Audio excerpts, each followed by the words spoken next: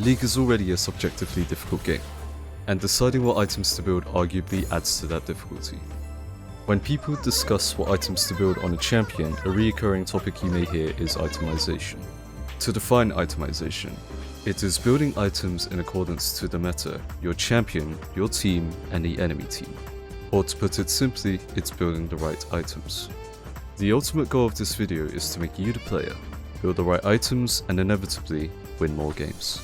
This video will be chaptered into several parts. The chapters are ordered based on understanding, so if you think you've got one thing down, then just skip to the next chapter. So to start off, we're going to talk about champion knowledge. You may be wondering why we start with this topic. Well, in the words of a wise man, if you know the enemy champion, and know your champion, you need not fear the result of 100 games. Truly, the words of a wise man ahead of his time. Thank you, Sun Tzu. So let's start by knowing our champion, which is Pyke in this case. Pyke's passive and 3 of his abilities have AD scalings, but on top of that they also have lethality scalings. If you hold shift and hover over the abilities again, it will show it in greater detail. This in itself gives Pyke an incentive to build lethality items over other items. And this is on top of lethality being flat armor pen, which would buff all of Pyke's damage. On the other side of things, you need to know what the enemy champions do. Let's take Ornn as our first example. Please note that we'll be using Ornn as an example a lot. Now Ornn might waltz into lane with a Doran shield and no AP. If you're new to the game, then you might think, the champion probably does AD damage. Well, Ornn primarily does magic damage. Just to put it in perspective, I'll show the comparison here. Ornn is a solo lane tank, which is why he has such high base damage without needing to build offensive stats. What I'm trying to say is that you can't always rely on a champion's stats alone to know what kind of damage they deal. But once you have experienced the champion's damage firsthand or you've read up, then you will know what correct defensive stats to build. Be warned though, as there are some unorthodox champions which bypass the standard way of building defensive stats, but we'll touch on that soon. Now to finally move on from champion knowledge, we now have item knowledge. I think it goes without saying that understanding what items do and knowing when to build them will help you win games. Let's take Abyssal Mask for example. Do you know what stats it has? Do you know what ability it has? In this case, Abyssal Mask is a tank magic resist item. We actually have a couple of these. But there'll be times where you'll have to pick which item to build, and there'll be some scenarios where some items are better than others. So when you know that an item exists, it increases your variety of choices on top of potentially increasing your chances of winning.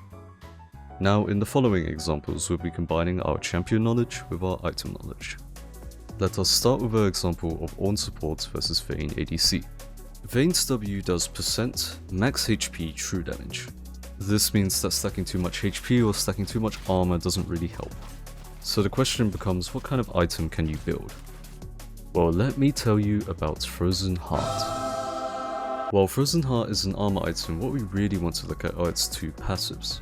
The first passive just reduces the amount of damage you take per auto. The key passive here is Winter's Caress. This passive reduces the attack speed of enemies within 700 units. This item would reduce the rate at which Vayne gets her W procs, which would then reduce her overall DPS and maybe even win you a teamfight. But this doesn't mean that you should build this every time you're against Vayne. If you're playing against team comps with a lot of AP or don't auto a lot, then you're not going to really make use of the item. Now let's look at another example. Let's say you're playing Hui. This is the enemy team. You've already built Black Flame Torch and Sorks. For your next item, the 2 most common choices are either Liandry's or Horizon Focus. So in this particular scenario, which one would you choose? Feel free to pause the video if you want to answer this yourself. In my opinion, Liandry's would be the best item to build here. This is because Liandry's burn is based on max HP. This makes it particularly good against champs that build lots of HP, i.e. tanks, bruisers, and mages who build HP items. If this is the case though, in what scenario would you build Horizon Focus? Well, Horizon Focus is actually built against squishies. While in this damage test here it may seem that Liandry's does more damage, the big thing you need to take into account is the difference in stats. The first thing to note is that Horizon Focus is 400 gold cheaper than Liandry's. The second thing is that Horizon Focus gives 20 ability haste over the 300 health that Leandri's has, which means you get to cast more spells in teamfights. So if your enemies don't have that much max HP, then build Horizon Focus. Now we will summarize everything we've just learnt with a concept called item value. Item value is basically just turning your item decisions into yes or no questions. Let's use Thornmail as an example. If the enemy team has a lot of AD, they lifesteal, and they are likely to auto you a lot, then the value of this item goes up, which means that it's a very good item to buy. If the answer to the previous questions are no, then you probably shouldn't buy it. If you wanted to simplify this even further, then you can just ask yourself these questions. Are you making use of the stats of the item? Are you making use of the passives? If not, then are there better items out there? For the first question, one very good example is mana items. Some of the power budget of these items goes towards the mana. So if your champion scales well with mana, or uses excessive amounts of mana, then buy double mana items. But if your champion does neither, then you should almost never buy double mana items. Now, if you're an experienced player, you may take this knowledge for granted. But if you're inexperienced, you may not have this knowledge at all. But do not fret, there are ways to go about this. If you want the short answer, well, it's to summon. So for this part, we're going to look at some actual avenues that you could use to improve your knowledge. First up, we have Summoner's Rift games. Summoner's Rift games are the best way to up your general understanding of the game, i.e. with laning, teamfighting or macro. This option is the all-rounder. It doesn't specialize in anything, but it ups all of your knowledge. After that, we have Practice Tool. Practice Tool is a mode where you can test interactions, items and runes. There's a variety of settings that you can mess around with, which make it perfect for testing mechanics.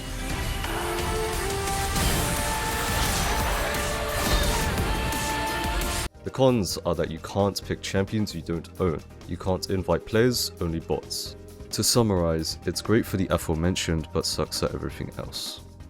Now we have my favorite and final option. You know it, it's ARAM.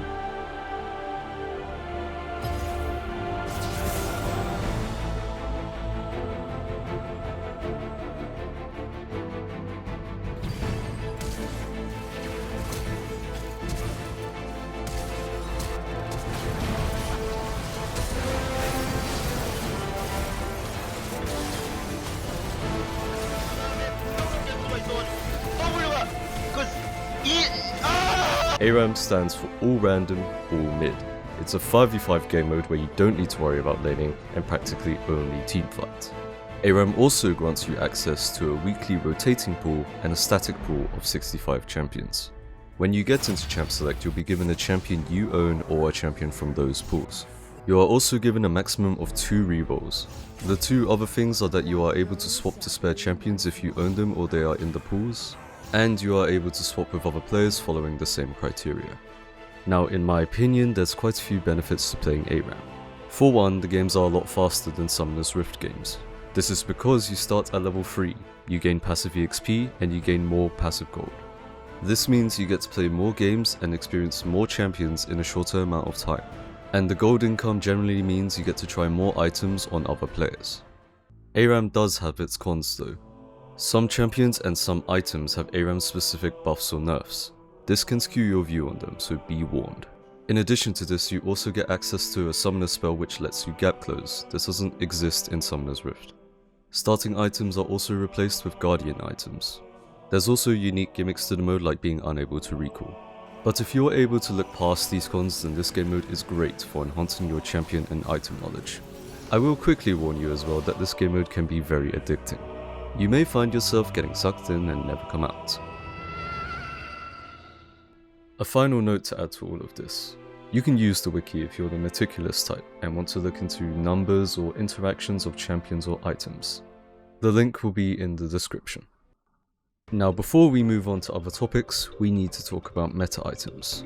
If you don't know already, meta items are basically items which dominate patch or patches of the game. They are generally so strong that you would build the item in every game. From patches 14.12 to 14.16, for tank supports, this item was Warmogs. Your regular variety of support items? Gone. Reduced to atoms and replaced with Warmogs. From patches 14.11 to 14.12, you can see that every tank support was going this item. This was due to a lot of factors, namely the nerfs to Bork's passive, the removal of Lord Dom's passive, and even the change to Cutdown. The changes made building HP very good. In addition to having lots of HP, it also granted considerable move speed, which allowed supports to roam faster, making them a fast roaming meat shield. The point I'm trying to convey is that when you're playing the game, be sure to keep an eye out for meta items. If the item is very strong and therefore your champion or role, you'll probably need to build them over anything else. The next topic that we have on our hands is boots, and they are actually quite the conundrum, unless of course you're Cassiopeia. It's pretty common knowledge that boots give move speed. The real question here is, what tier 2 boots should you be building? Now before we start, let's talk about the benefits of building boots. Building boots allow you to get to lane faster, and roam faster. The move speed or MS allows you to gap close or kite opponents without boots, and dodgeability is easier. To add to this, the magical footwear rune is also a bonus as it saves you gold on tier 1 boots and they give an additional 10 MS. As you can tell, the MS is the star of the show, but you shouldn't just build any tier 2 boots, the other stats come into play as well. Berserkers are a good first example. They give attack speed in addition to the MS, making them great for ADCs who want to kite or reach targets and who primarily do damage through autos, or champions like Yasuo and Yone, whose cooldowns scale with attack speed.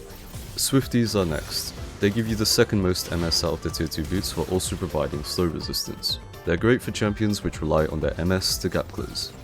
The Symbiotic Souls are boots which give you an enhanced recall. They also turn into synchronized souls after moving a certain amount of distance, giving additional out of combat MS, the most MS out of any tier 2 boots. This makes them great for champions who like roaming, like some supports or champions like Quinn. Plated steel caps are boots that provide armor and reduce the damage from autos. This works against abilities which count as attacks, i.e. Yasuo or Yone's Q. This makes them great against heavy AD comps or against champions that auto a lot. Mercury treads provide magic resist and tenacity. This makes them great against heavy AP comps or heavy CC comps. Be aware that tenacity doesn't affect knock-up suppression or stasis. Lucidity boots are next, and they provide ability haste and summoner spell haste. This makes them great for champions who like to spam their abilities or who rely on summoner spells for combos and engages. Sorcerer boots are the final boots. They provide 15 magic penetration, making them great for AP champions who want to burst enemies. Keep in mind that champions will very rarely go one type of boots. It's matchup dependent and comp dependent. Also, some champions will skip tier 2 boots to save money for other items. A last piece of advice is that you can replace your boots if you're full build and have enough gold. Ideally, you want to replace them with a movement speed item like Cosmic Drive, Hullbreaker or Yomu's, depending on your champion. ADCs have Phantom Dancer as a choice, but they don't need to do this as they can upgrade their boots to Zephyr, and tanks as well as they generally like steel caps and mercs. Now the final topic of this video is percent pen items. You usually have to build percent pen items against tanks or bruisers with resistances, otherwise you'll end up in a rough scenario.